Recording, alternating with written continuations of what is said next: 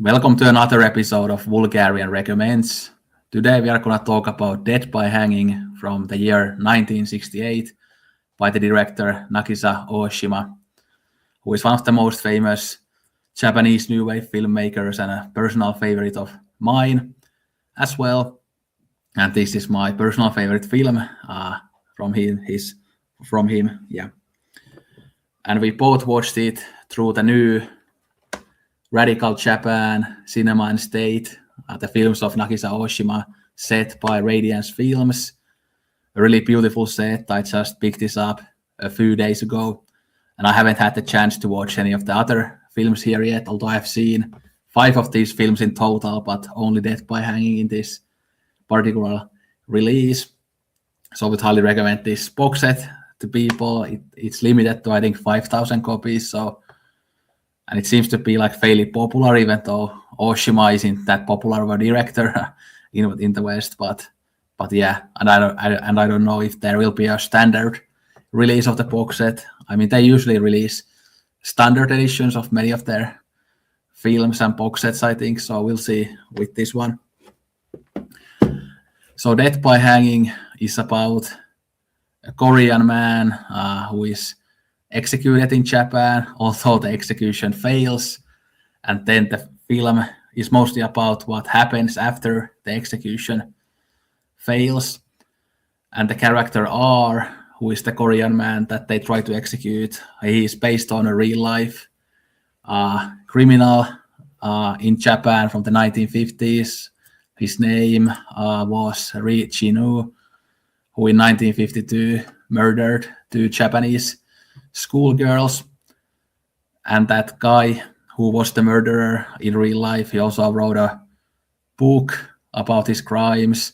And apparently Nagisa Oshima was a big fan of that book that criminal wrote. And Nagisa Oshima said that it should be like a mandatory reading in schools and stuff.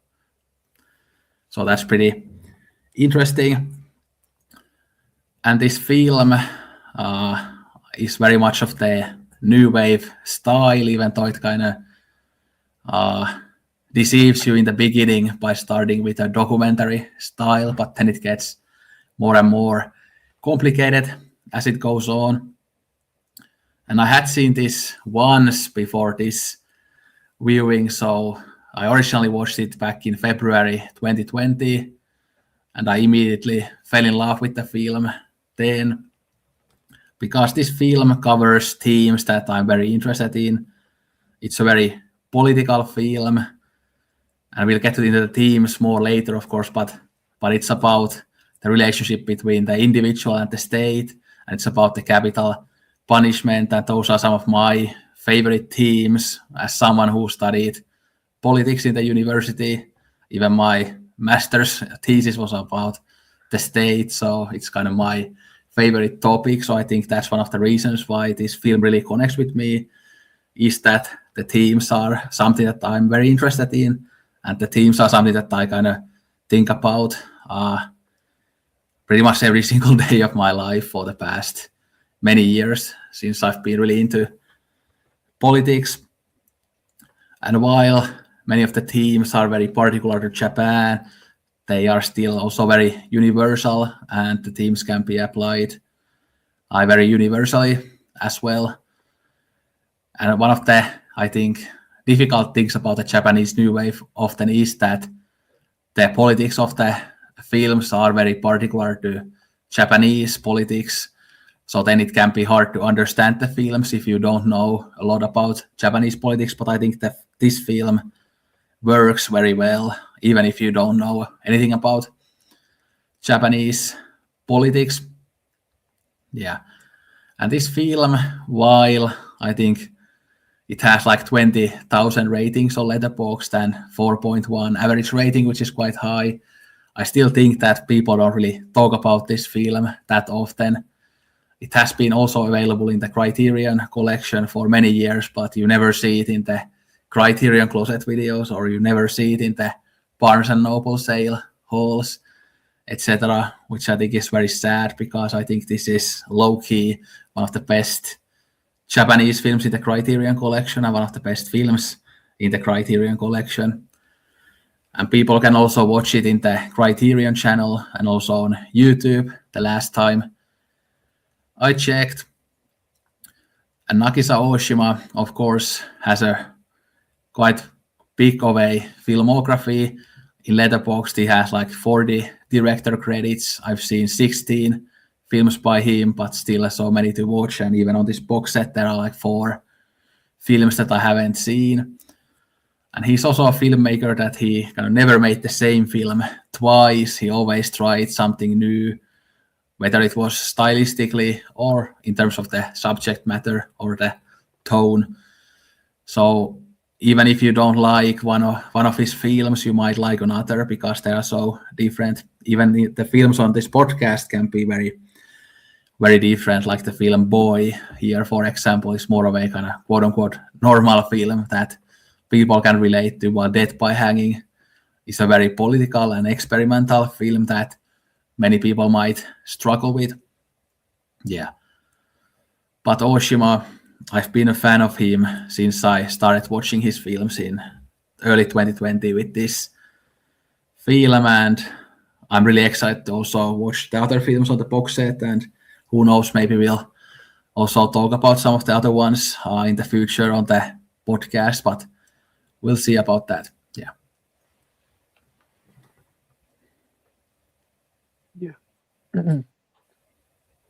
Yeah, it was my first time seeing this film, so thank you for kind of putting it on our schedule to discuss. And I think we've been meaning to watch and discuss this film. I mean, you've already seen it before, but I was to watch, and we were to discuss this film for like, I think we had it on the schedule like maybe 6 months or more ago, and we just things kept coming up and we never got around to it. So I'm glad we finally got around to it. Uh, for for me, obviously, the whole political aspect, individual versus the state, and all that. I mean, that's those are very interesting topics and themes. And of course, I'm not well versed in Japanese uh, history and even politics and in the makeup of the government in the different systems, including the legal system. Uh, so that will be interesting to discuss. But what stood out to me about the film is the approach, the stylistic, the artistic approach to the film. Because the film, like you said, it is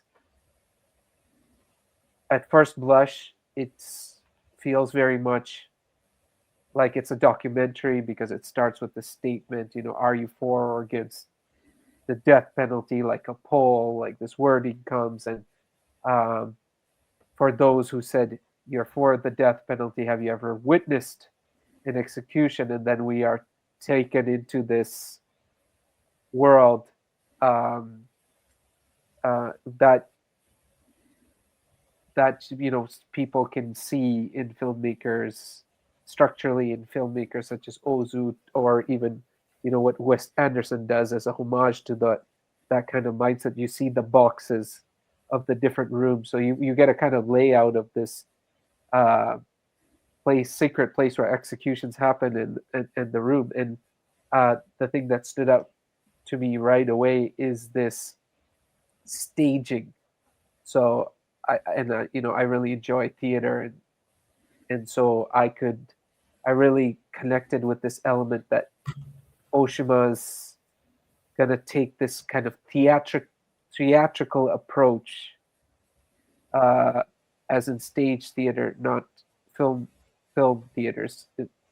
And he's gonna kind of create a stage, and then as you see structurally how the story is told, it's very much told sometimes in the method of a stage play with tableaus going on, which with activities going on in different places and people relegated to different sections, and then some background symbolic things that are supposed to also add meaning. So very uh, fascinating in terms of structure and uniqueness and storytelling. Very much, avant-garde. Like, we did Le Chinois, so it reminded me of that as well. There's a lot of this tableau and lot going on in each frame, and an interesting approach to not tell it like a true story or a biographical film, but as a kind of staging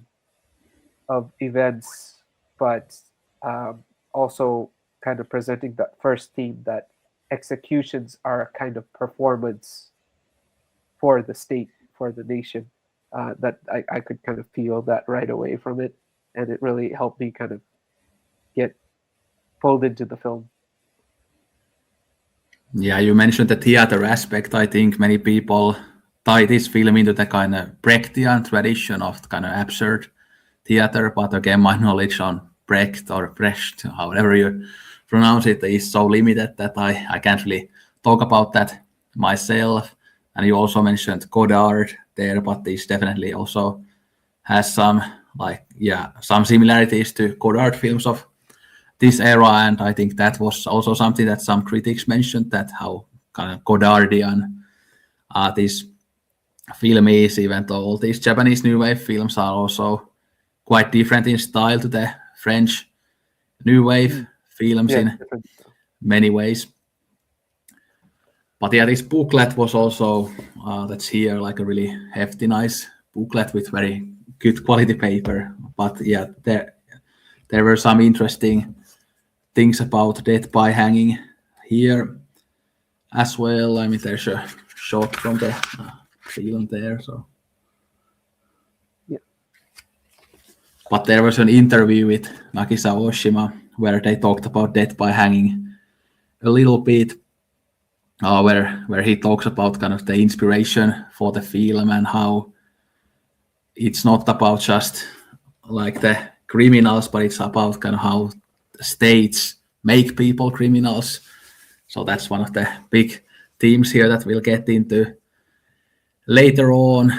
And it's very interesting. Of course, Nagisa Oshima was a left-wing activist and he had very radical politics, and you can kind of see that when you hear that he was such a big fan of this Korean who murdered like two schoolgirls. Although, of course, a murderer can have interesting thoughts about things, and of course, like many artists were terrible people, but it just sounds so weird how he kind of like how he said it there, like how he absolutely loves these murderers' writings and they should be mandatory in schools. So that kind of really adds to his radical politics and kind of radical persona in a way, how big of a fan of him he was. And they also talked about in the booklet a little bit how Nagisa Oshima tends to make films about crime and sex. So those are the two things that he's often the most interested in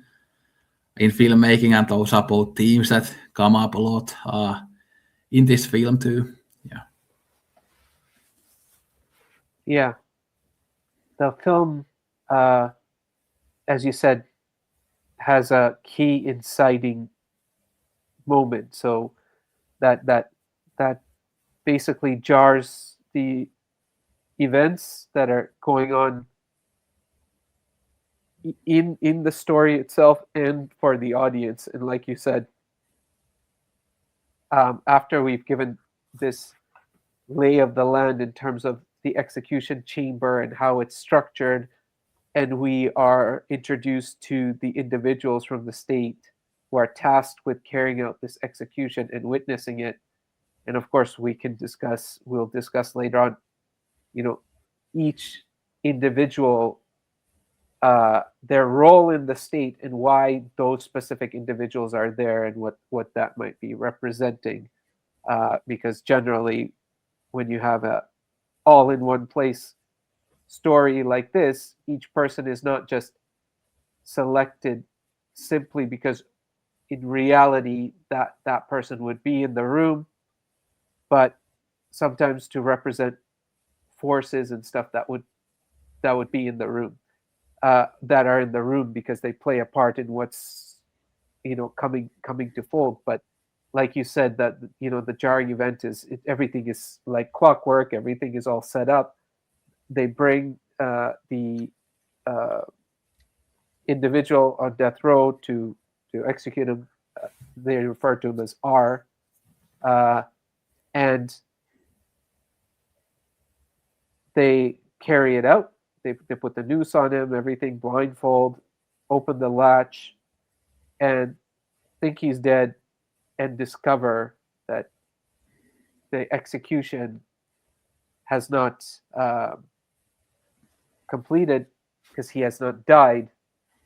And like you said, there's so much going on that there's a lot of madness, because there's an immediate panic about what it means now that he's not dead. So it's almost like there's no thought to it never succeeding, uh, so much so that it throws everything off. And then from that, we start now having different responses. The first being a panic response, like, what the heck are we supposed to do about this?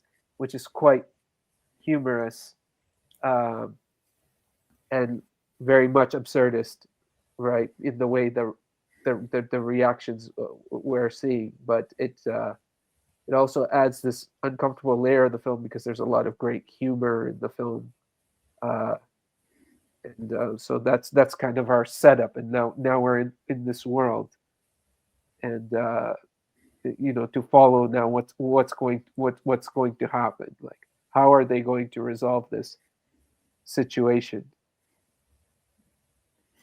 Yeah, you mentioned the humor there, but it's very interesting how this film kind of moves its plot, or it's kind of even its tone, because it starts again with that kind of documentary style. It feels more like a normal film in the first 10 minutes, but then piece by piece it gets more and more absurd and more complicated and more new wave style and more just crazy in all different ways.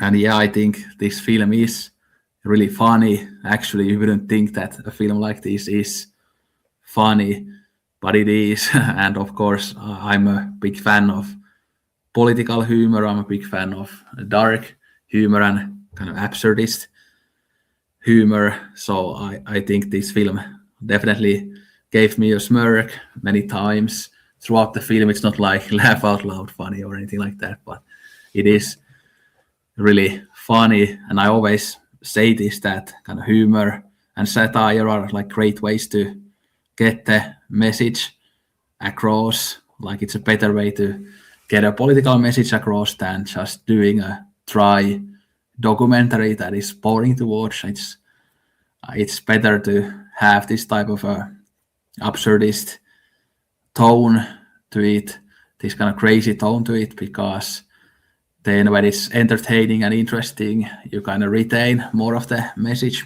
Yeah. Absolutely. That kind of dark humor, satirical tone, like satire, and because we are seeing an absurdist approach, you're not getting a kind of a subtle, a satirical tone with humor. You're going to see, if people haven't seen it, um, you're going to experience much more uh, jarring, or sometimes even over the top expression, because it's leaning into the absurdity of the events. Yet you're right that it's balanced really nicely with uh, a softer, more sensitive, more personal journey occurring at the same time. So this inciting event where the execution has not gone off successfully, and when R, or well, who they call R, is coming to, we find that this prisoner is saying, "Oh, I like they have amnesia. He does not remember who he is and what he's doing and why he's there." And of course, it's a bit curious, because you start wondering, is he playing that so they, because he's trying to get around not being executed, or is it for real? And then at the same time, for those who are in the room who are to carry out the execution, they only have one goal in mind, which is that he has sufficient mental capacity to be executed, and number two, that he identifies himself as the perpetrator of the crimes and admits and acknowledges he has committed those crimes so they can execute him. And the people who are tasked uh, to carry this out, I mean, of course, you have the more functional people. You have, okay, an undertaker. I mean, someone who's going to take the body away. Well, first of all, you have a doctor who's going to, you know, make sure that the party's dead and do the autopsy and all that. And then you have, the different guards and inspectors, one guard, one inspector, and, kind of like the kind of death row administrative uh, like team members.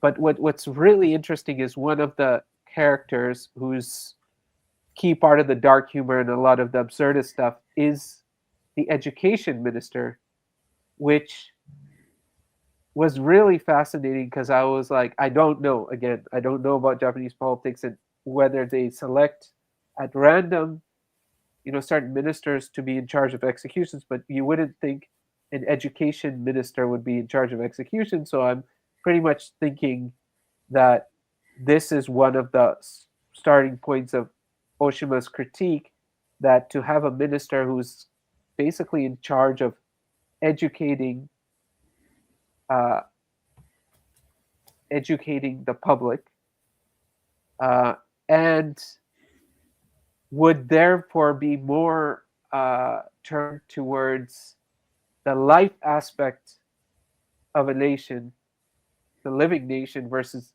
death, and making sure that this uh, nation determined execution and killing can take place. Uh, and so, did you kind of how did you feel about that? The fact that there was the education minister, because I don't know, is this something that uh, that was the case in Japan, or this is he's trying to start his critique there? Yeah, I'm not sure whether it was the case in Japan, but of course, education is a kind of very important part of the like the organization of the state, because that's one of the ways they can manipulate people. And obviously, the education minister, I think he's the one who says that when they start kind of recreating the crimes of R, I think he's the one who says that, yeah, when I was younger, he wanted to rape women too, but he never did that. I'm pretty sure he's the one who says that. But Yeah, he said that. Yeah. yeah, so that kind of shows how, again, he and also the other kind of officials are like are. So this is kind of I think one of the points here, that again the state officials are like the criminal, that they are all kind of the same in that way, that they push people like R to do these crimes, but they also themselves do the crimes. And of course, towards the end, there is that scene where they talk about how that obviously they're gonna hang R, but then R says that, aren't you guys the murderers too when you kill me and stuff? So it kind of shows how they are all the same. But I actually don't really know how to answer like what you were talking about, the education minister. I think that's a really good point, but yeah, I'm not quite sure what the point like there in the film was yet. So yeah. I think it's. I mean, I personally felt what you were saying, that the education minister seems absurd for the exact reason you're saying. First is, if we're going to the extreme end, and say we shouldn't execute criminals, right? Because that's state-sanctioned killing, and it's a form of killing. Then you have to lean up towards rehabilitation, right? And so education, rehabilitation, like that those are two sides of the same coin. So I thought, okay, that's one reason he's there, but there's another reason, which is exactly what you're saying, that the education system, that's a loaded area, right? Because that is how you get socialized in a nation, right? That's how you learn. So first of all, what you believe about your what you're taught about what your nation is, what history is, everything, every kind of knowledge source in building the modern citizen is done through the education system. So the education minister being there is representing these forces of how it's all programmed, like the programming of the nation, and also the programming of him, because we see later this character coming in, uh, who is supposed to be his older sister, and there's a reason she's also there, tied to that book, that was written. But the sister, one of the things she's helping the I'm just going to talk about uh, yeah, I'll just say the criminal, but this I think that's too simplistic. Maybe let's say the protagonist, is to help him get in touch with his uh, Korean identity and the history behind how he came to be in Japan, what he's tied to back home in Korea, and all that. And it's almost a form of re-education and a re-awareness. So I think that the education minister there has that kind of very loaded symbology that's covering a lot of ground. That's why a lot of the activity is centered around him, and a lot of the absurdism is surrounded around him. And there's a contrast, which is the prosecutor, and they have the state prosecutor who's very much in the background all the time, indifferent, doesn't have lines, is just sitting there deadpan. Even when they would try to speak to him or get some kind of response or information from him, he's just kind of there talking about the indifference maybe of the justice system.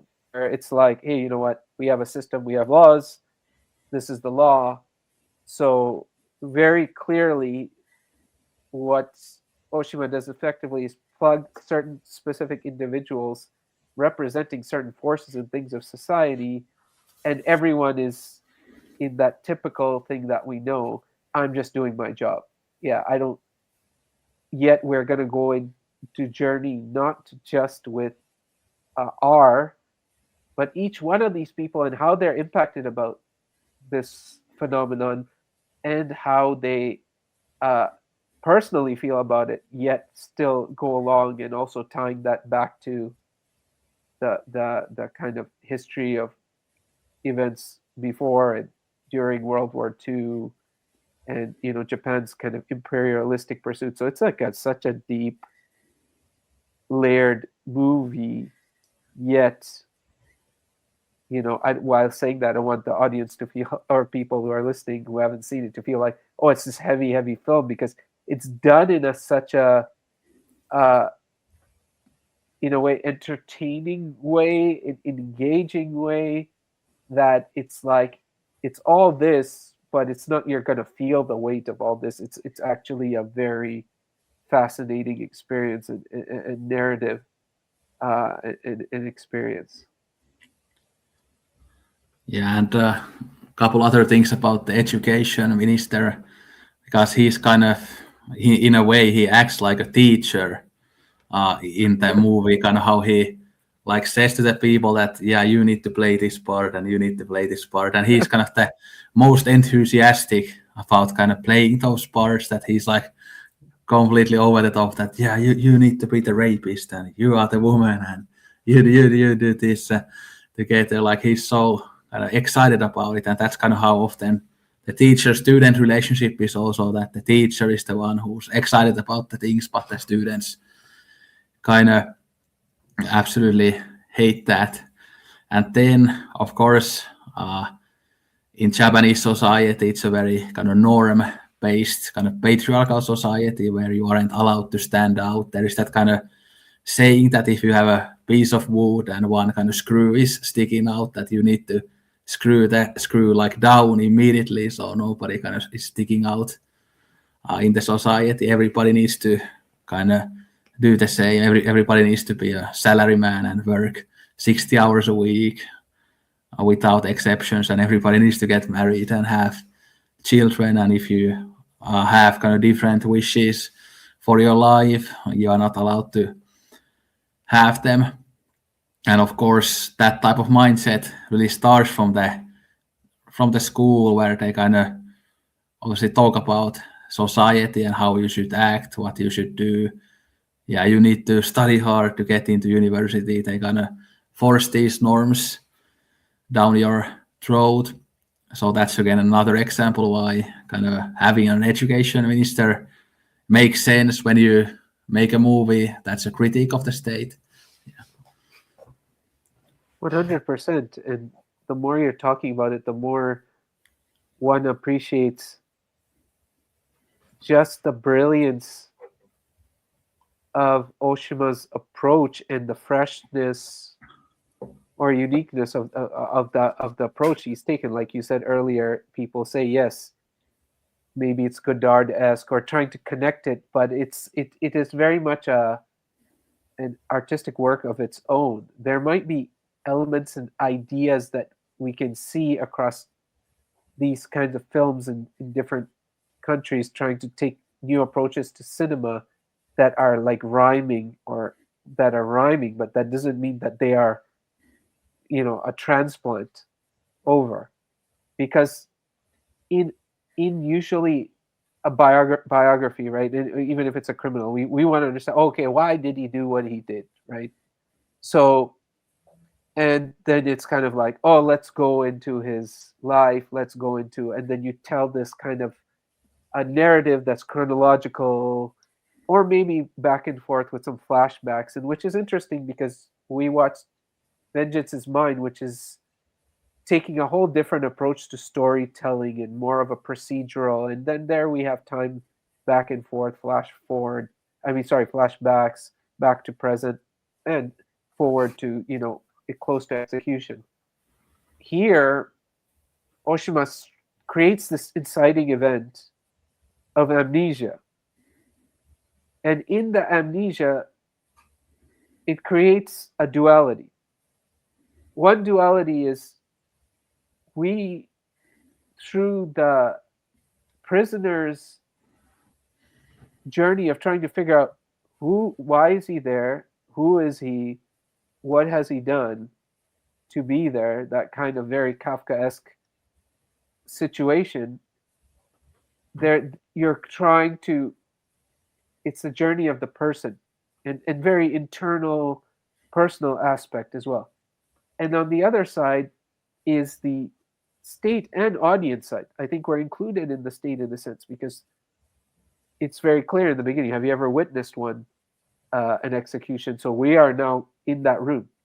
Now in that room, when the education minister, like you say, is trying to educate him as to who he is and what he's done and how he did it and what his motivations are, he's projecting, like you said. So it's like when you're talking about rape and all this, and these are difficult topics, right? Complex topics.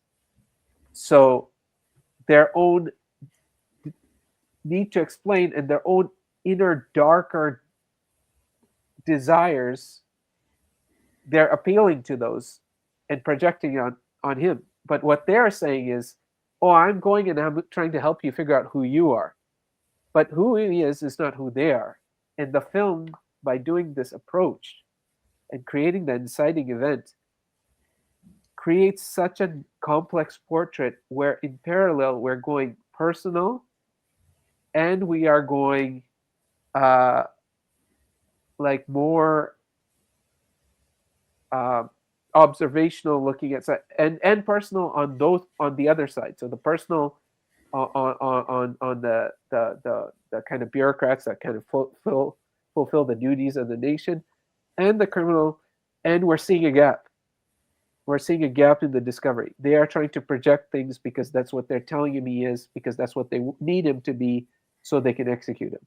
Whereas in might be he might be the criminal. He might have done those events. There's no that he didn't do them or and all that. We're not trying to free him, but we're also saying why he did it, what it means to him, and how he did it does not correspond to how we want to think about criminality and the criminal, especially someone coming from that particular community and background and situation in Japan.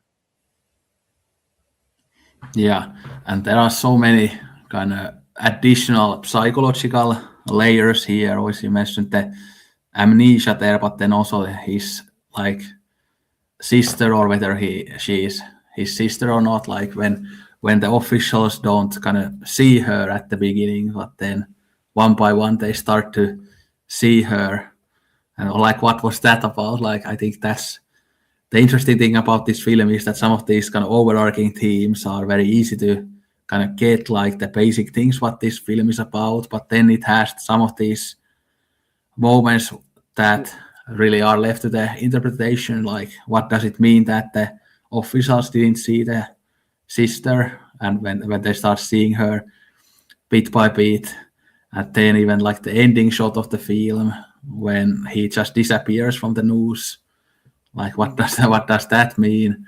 Like there are some of these kind of more abstract parts of the film that can be hard to kind of decipher completely.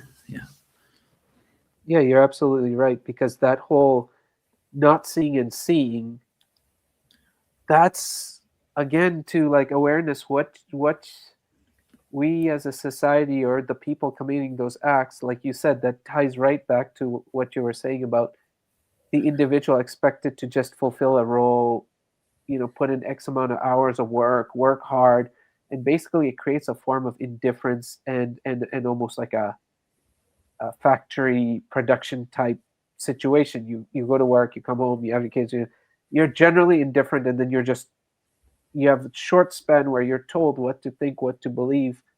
So actually seeing truth, becoming aware of things, becoming aware of people, becoming aware of people as flesh and blood individuals is very much tied to this brilliant use of this comedy of around, oh, I don't see her, and then each one at a time, slowly, oh, now I see her, and they get kind of excited over it too, and oh, now I see what you're seeing, and he kind of keeps building that, and then we get a break, and that break is all of a sudden we're out of the sound, what's looked like a theater stage and sound stage. Of course it's not. I mean, Oshima's playing there too. Of course that's not the actual place where executions happen, but it's staged and created in a way to create maximum impact and the way he wants to tell it. And then there's a break, and then now all of a sudden we're in the real world. We are now in this person who they're trying to convince is R, walking along with him in his life with his sights and surroundings. And I just loved that switch. I mean, it's that break of we're here, and then it's like, whoa, now we're in reality, or perceived reality, or their perceived reality as they're perceiving it. I don't know. Those are all those questions. But it's just really like powerful stuff, and really like well shot as well. And we get some really interesting moments there too. Yeah, and of course, kind of obvious interpretation. Like when you don't see her, you could just think that the society doesn't see people like her, like again Korean women, like the Japanese people think that they are lesser. They don't kind of see them as like human beings, even they just see them as like a burden, and they don't like think about things from their perspective, they aren't empathetic to these Korean women. And then also going back to the what you said like maybe 5 minutes ago about the kind of criminality things and like those things, like of course there are these kind of different ways of people thinking like how crime should be punished and also then how we should prevent crime. Of course, more conservative people think that by having like tough sentences for people, like putting them in prison for a long time or executing them, that will prevent crime because the consequences for that crime are bad. But I think if you look at America, for example, it's pretty clear that that doesn't really prevent any crime because they have those tough sentences, but they also have so much crime. But here in Finland, for example, we don't have tough sentences, but we have less crime. But then often the kind of more left-wing argument is that we should like create material conditions where people don't have to like steal or they can live well, whoever they are, that they have a place in society, whoever they are, so then they don't have to start doing crimes. And then of course there is in some societies there's kind of a mix of these approaches as well.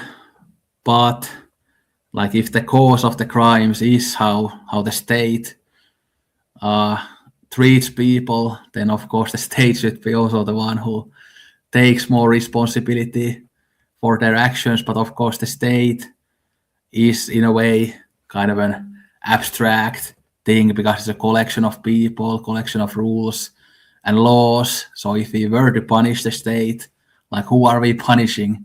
Are we like punishing all the people who work for the state? Are we punishing maybe a particular department who kind of relate to this particular issue, or are we punishing the most powerful people in the state, or who are we punishing if we punish the state? Like because there isn't like an obvious answer to that either. Of course, we could say that we need to rehabilitate the state, that these types of things don't happen anymore, but that's not necessarily a punishment, that's just changing the system. So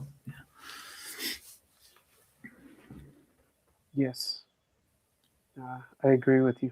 I agree with everything you're saying. Uh,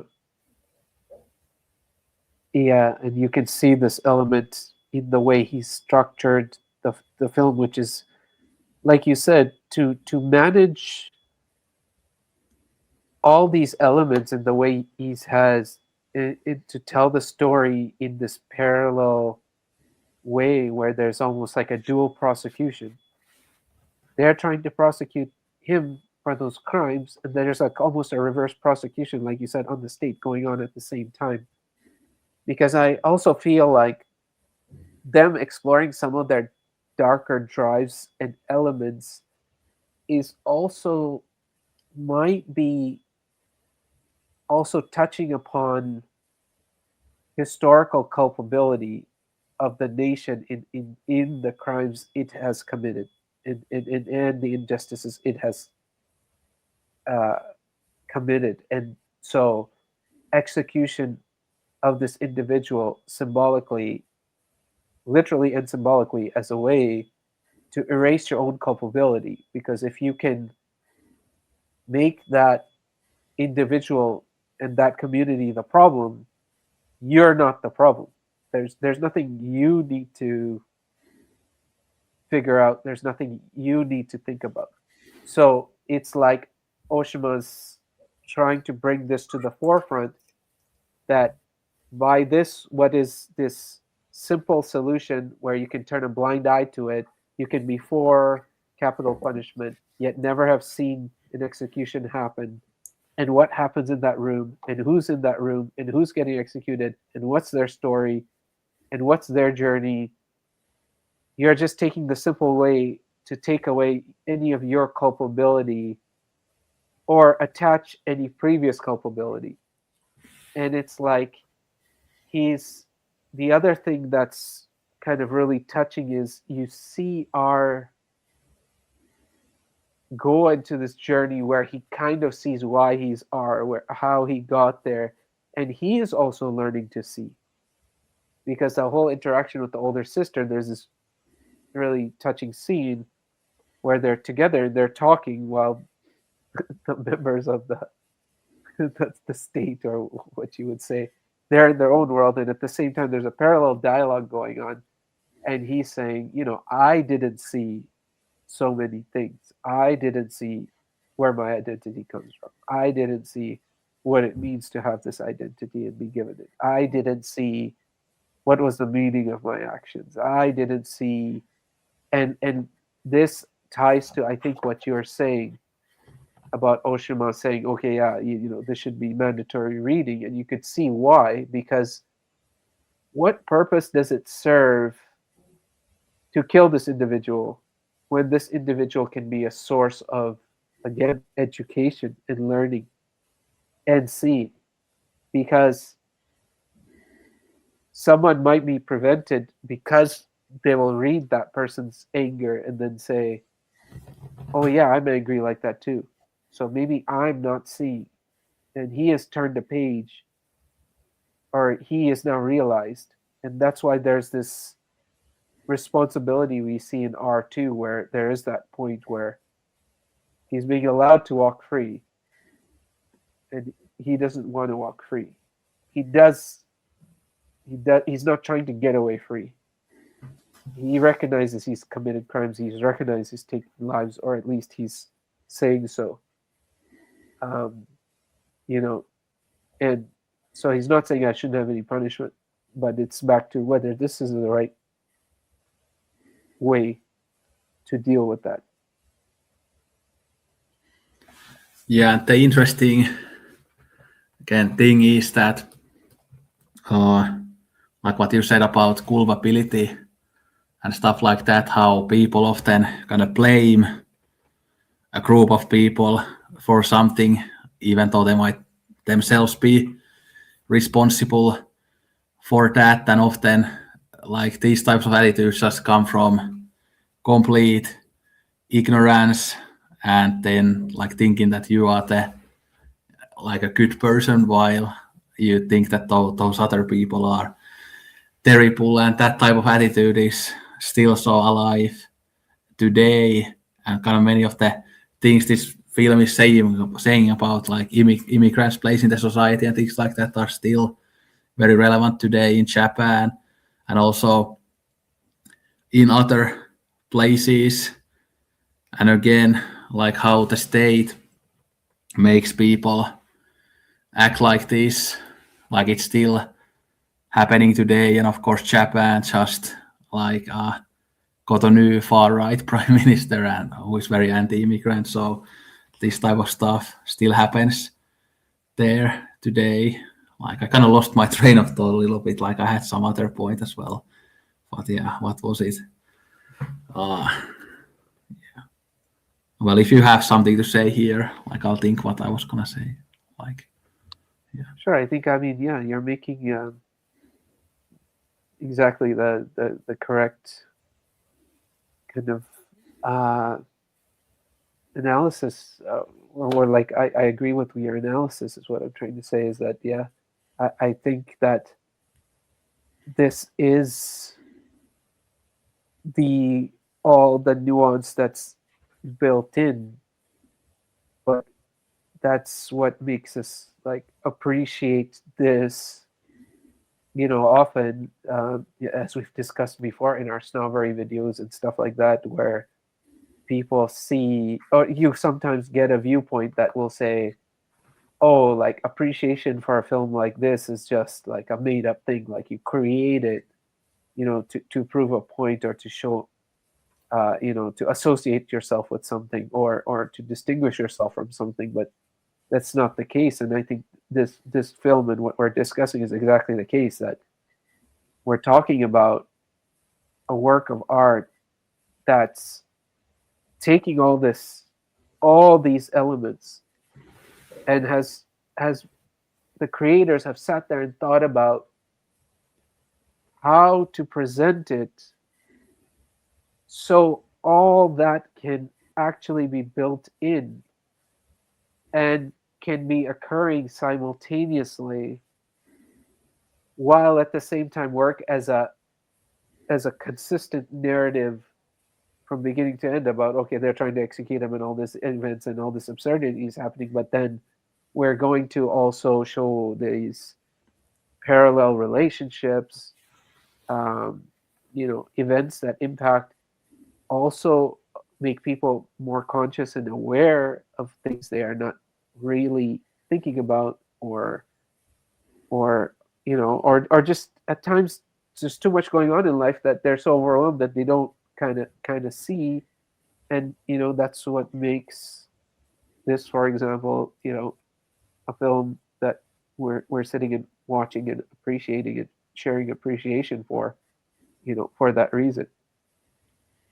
Yeah, and one of the things I was also again gonna say is that, of course, if you just look at like 3 decades in the past from the point of like time this film was made, like there was the rape of Nanking or Nanjing, it's sometimes like where Japanese soldiers raped tens of thousands of people, raped and killed.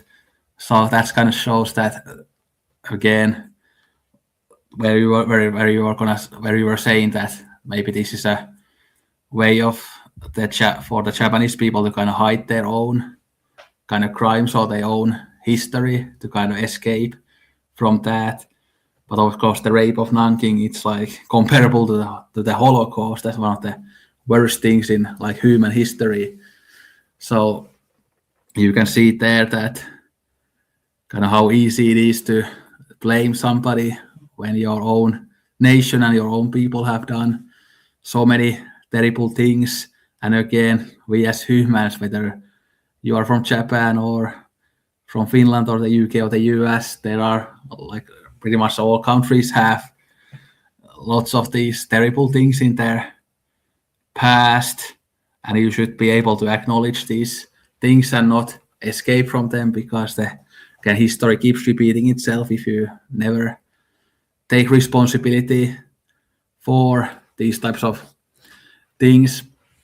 And then another thing I was going to mention is that, like again, this film, of course, it's about the capital punishment, but it really focuses on, I think, still like more on the just the kind of general relationship between the individual and the state, because of course with the capital punishment, like there are lots of like very kind of particular things about that, and I think this film doesn't focus on kind of all the particulars. Like for example, one of the big themes about capital punishment is that, like, if you want to punish a criminal, is it better to just kill them or maybe let them rot in prison for decades, like which is a like a bigger punishment, to lose your freedom and be in the prison for a long time, or kind of getting killed and then you don't kind of have to suffer after you get killed, depending on whether you believe in life after death, of course. But I think that theme, like which one is better, like in that way as a punishment, it doesn't really kind of come across in this film that much, like that particular theme, even though that theme is very important when we talk about capital punishment in general. So Oh yeah, absolutely. And what you're saying about that compartmentalization. So, like for example, in this film, the whole idea, the whole setup of the execution room is compartmentalized. So we have a visual expression and communication of this kind of compartmentalization. And then through dialogue, we are also learning about psychological compartmentalization, where there are points where what you're mentioning about the crimes committed during wartime is being addressed, where certain people who were in the war are being asked about this, and they're saying, well, what about in wartime? You see this, or didn't you do this? I think there's some dialogue around that, and then it's like, well, yeah, but I was doing that on behalf of the nation. That compartmentalization, like that was my duty, so I went and did it. Now, of course, you can break that down further and say, like, was it your duty to do those kinds of mass atrocities?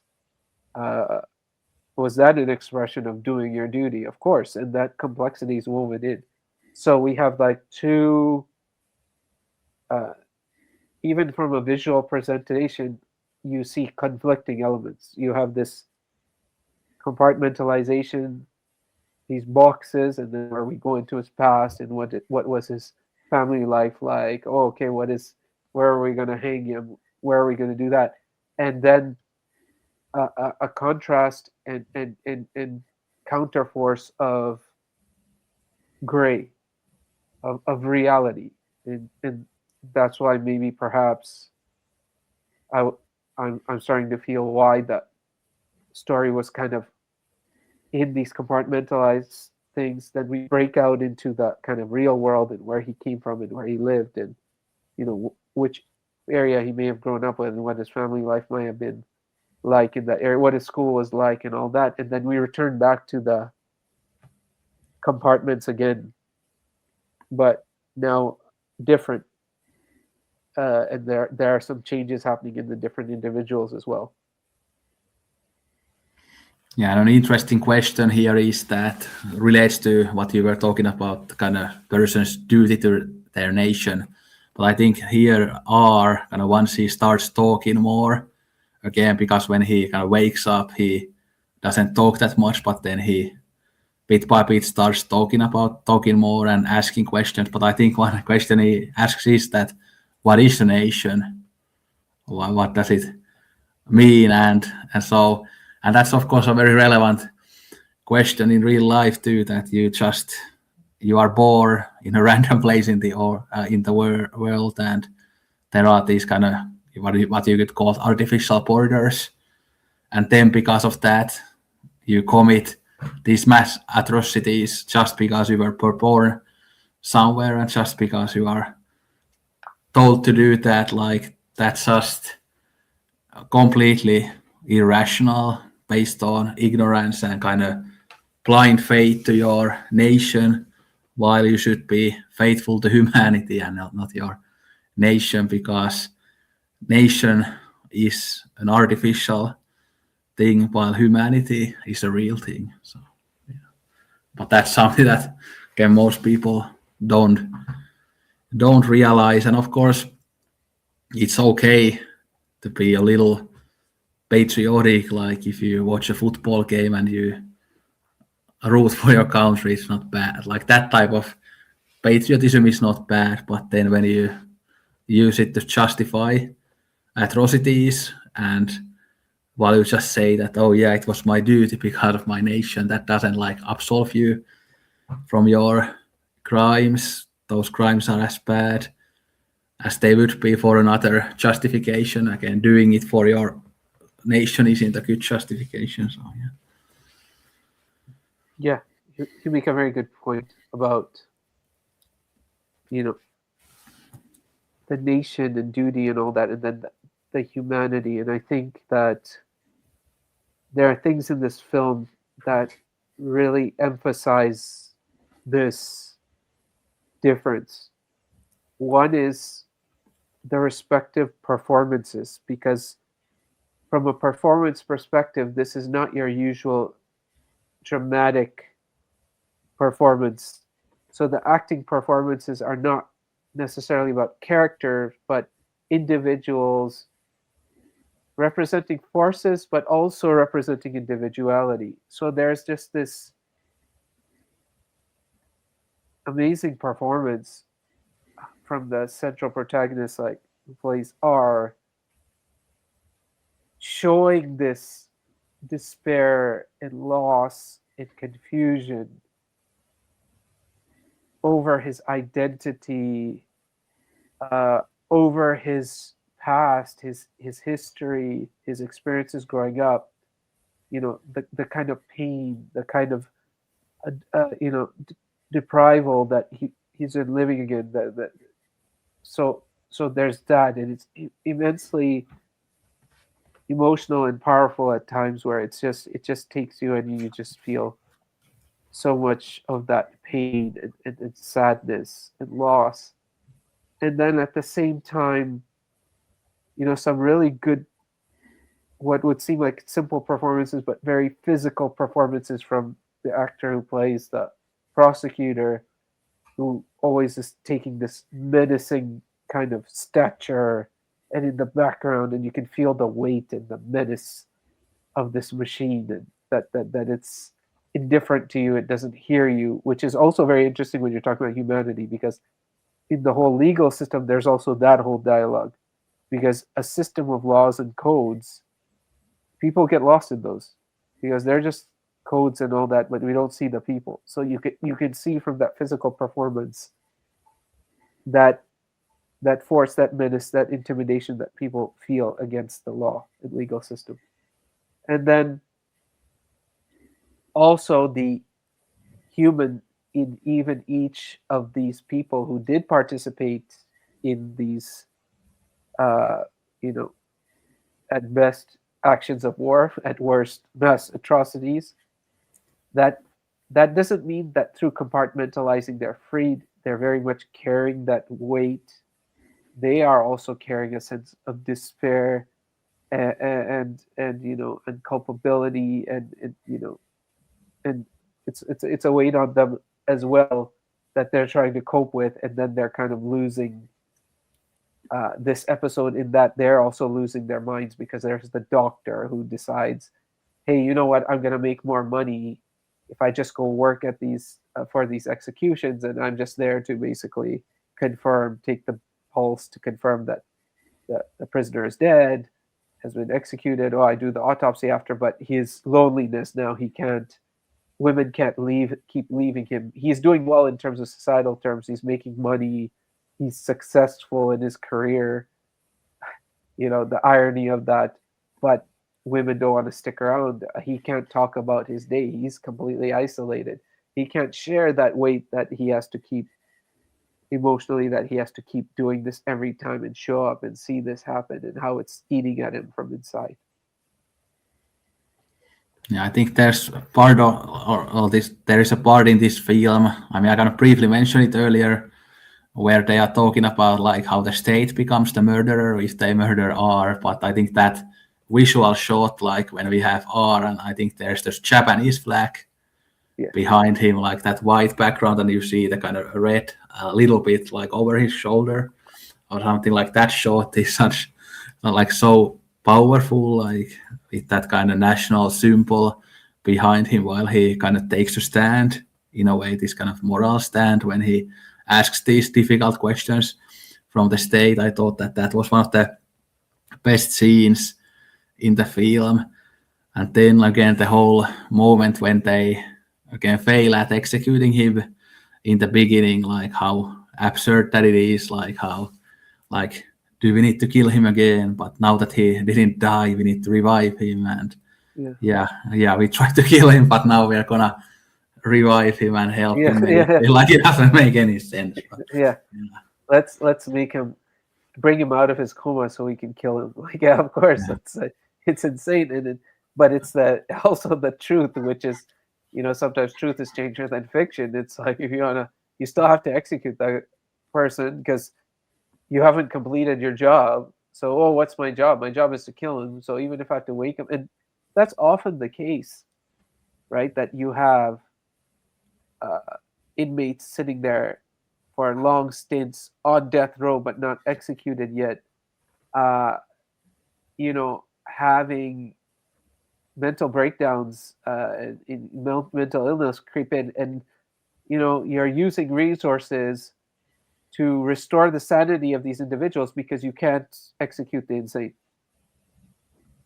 And that kind of absurdity, and it's true. It's like you really need it to see it like that, to really think about how absurd it is, right? Because it's like, what all those individuals, like, and you start seeing the individuals. What about those counselors? I mean, I don't know, what do they think, what do they feel when they're brought in to say, oh, let's care for the mental health of this person on death row, so they're fit for execution. I mean, or health inspector just kind of saying, oh yeah, they need to have, their heart needs to be strong enough to withstand the execution, because basically we don't want them having a heart attack where so we can't kill them, and then they're in the hospital. So we have to make sure their heart is strong enough, their cardiovascular is strong enough, so the execution can be carried out. So the person can be. I mean, that's like you're saying. That's so absurd, right? I gotta make sure you're nice and healthy so I can kill you.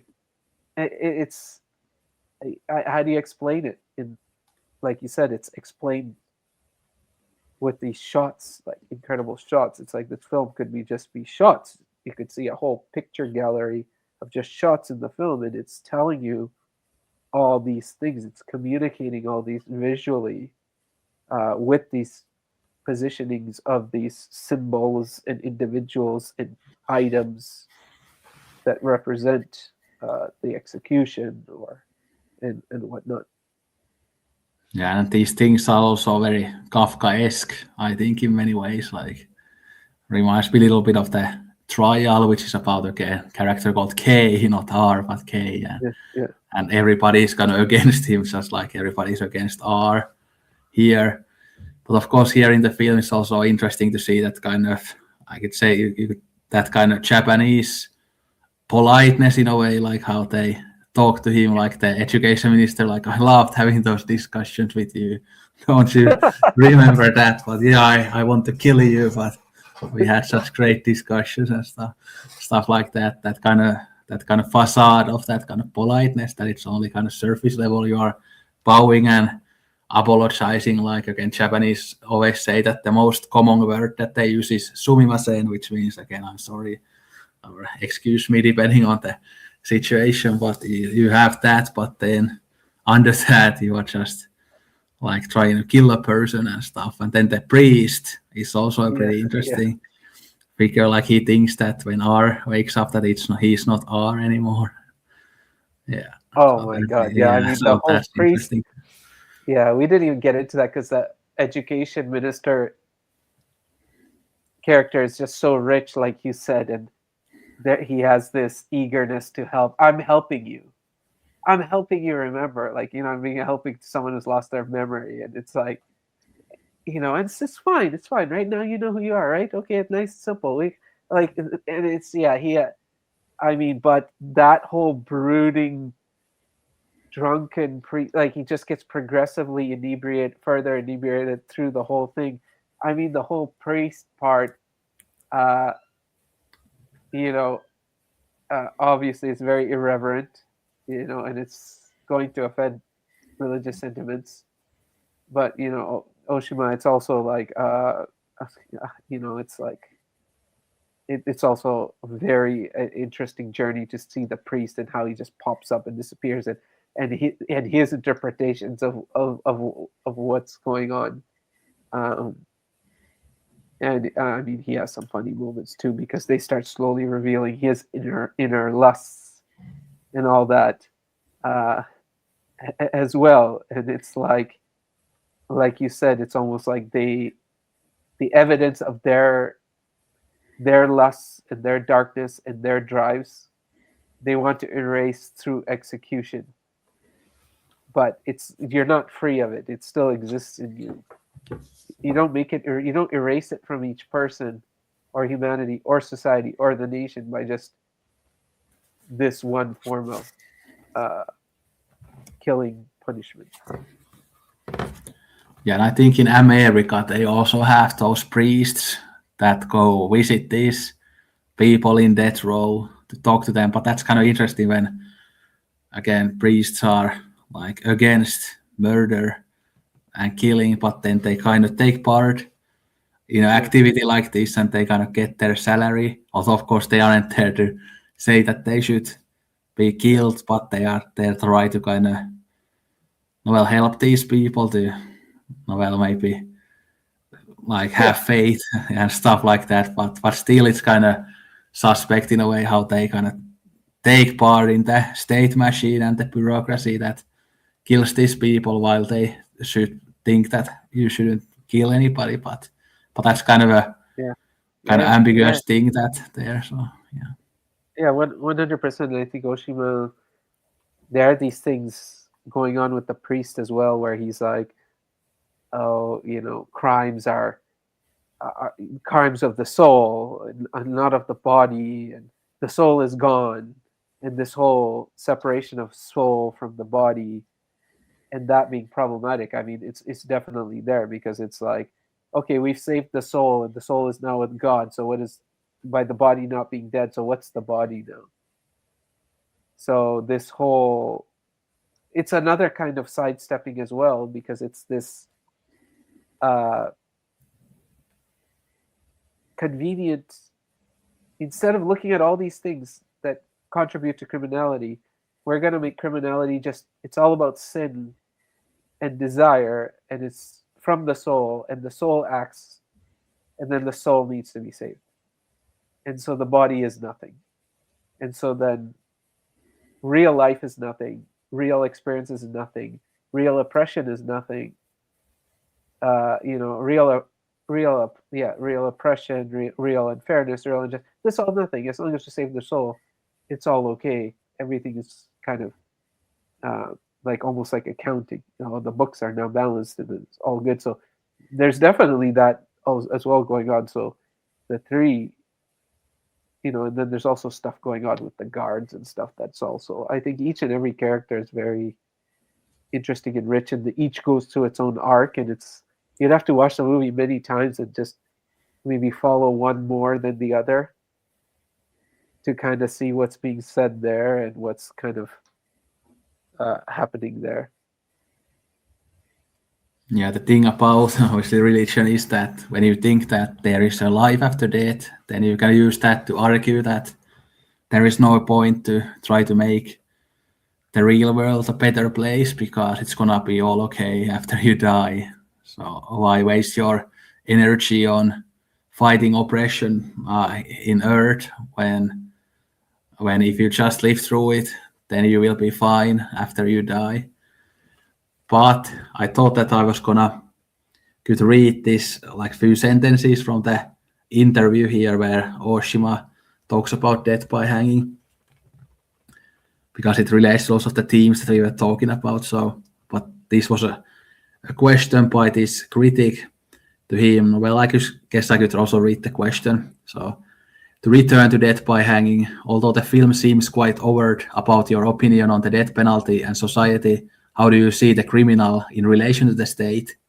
Then Oshima answers, to me, it's obvious that it's the state that is the criminal and that it pushed R to commit his crimes and those rapes. R is not a criminal, or if he is, this is an entirely legitimate way of rebelling against the state that abandoned him on every level, socially, ethnically, and politically. R's crime in quotation marks and the crimes of all the other R's is a way to stimulate revolt against the guilty state with an energy that is in every sense beneficial. It's important that we all realize this, lest we end up becoming another R. So there he talks how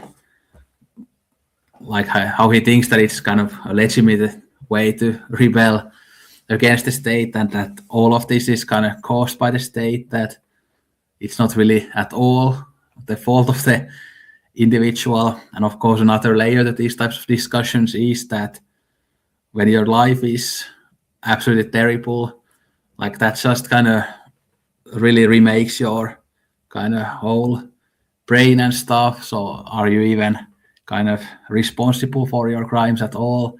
Then, and of course, there's also the question that do we have free will, or to what extent we have free will, because even like genetics and things like that can affect our behavior. Then like our parents, everything around us affects what we do. So we definitely at least aren't kind of solely responsible for our acts, because the world around us is constantly molding us to be something. So yeah.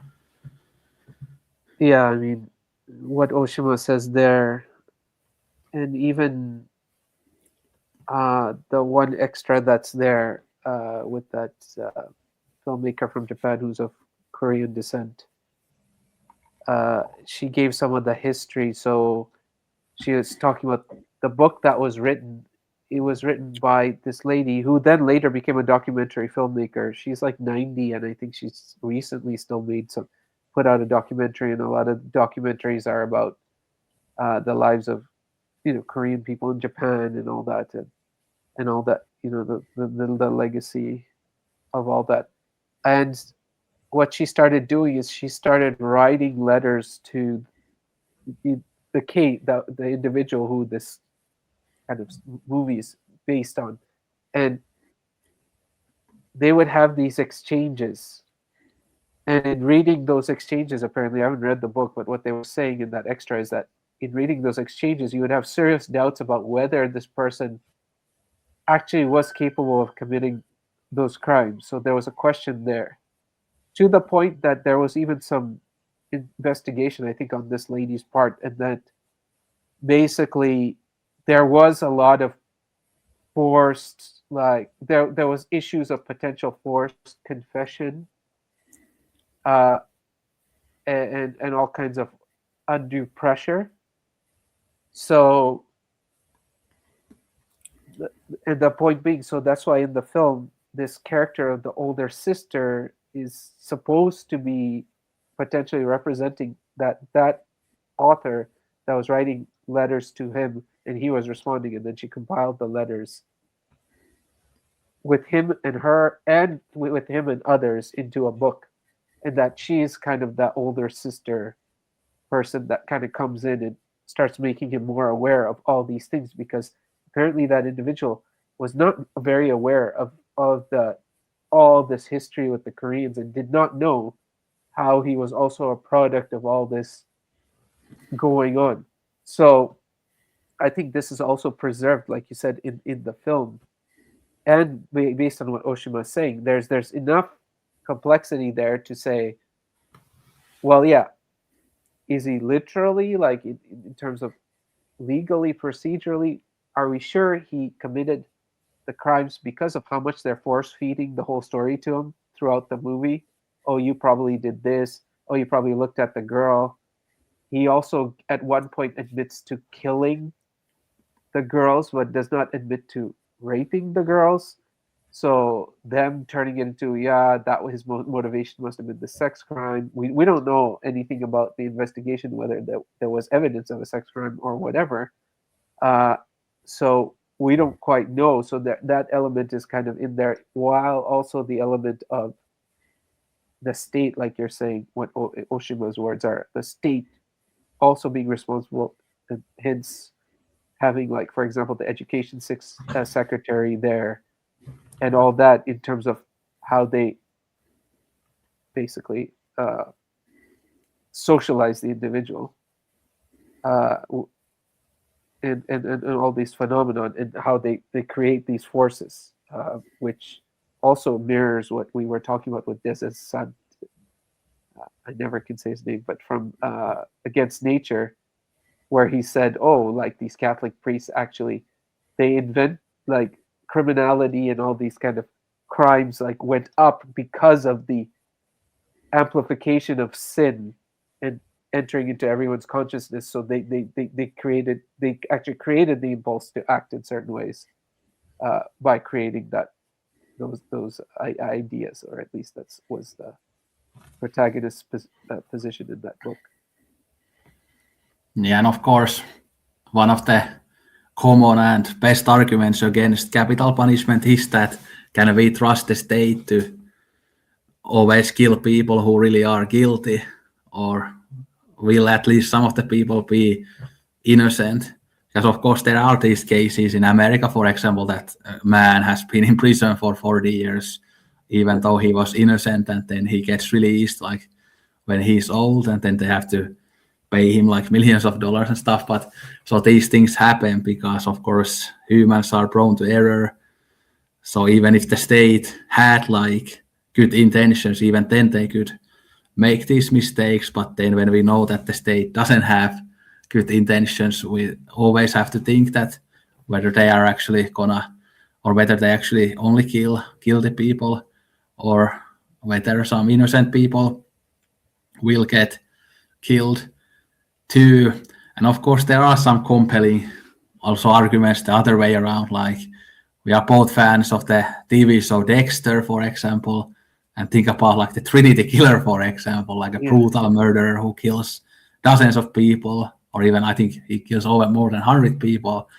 Like obviously, like when you think about people like that, and if you have like good evidence to suggest that they are like that should we kill those types of people at least? Like I think then it becomes more complicated when you think about these like very extreme cases of like serial killers and stuff. So yeah, 100%.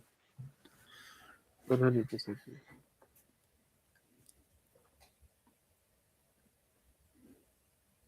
Yeah, very thought-provoking stuff. And Dexter is kind of actually would be kind of interesting kind of counterpoint to this, because of course there's the character of Dexter too, who is a serial killer, but he kills other serial killers, and whether that is justified to kind of clean the streets, you could say, because he's only taking out criminals, and even he like makes a mistake here and there, even though mostly he doesn't. But we can always argue like whether it's good to have those people, especially because again the state and the laws often fail. Like sometimes they sentence innocent people, and then sometimes they fail to bring guilty people to justice. So yeah. Yeah, exactly. Yeah, exactly.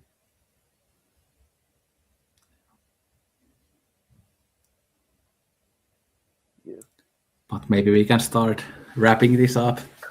Now, I mean, we could go on for a long time further, but I think we spoke so much about it.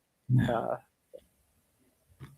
And it's such an overwhelming film to talk about. Like I think I said this in the pre-chat before we started recording, but like I was so confident about talking about this film like before I rewatched it, but then when I rewatched it, like I noticed that the film was more complicated than I remembered, because I was very confident because these themes are something that again I think about and I have studied and even written like dozens or even hundreds of pages about the state and stuff. So I kind of know these types of topics quite well, although not in this context, but in general I know quite a lot about the state. So I was kind of confident about that part, but then when I rewatched it and saw how kind of complicated the narrative was and how much there is to interpret, like even I mean, mentioned the ending, but you could interpret that in different ways. What does it mean that he just disappears and the nose is left there and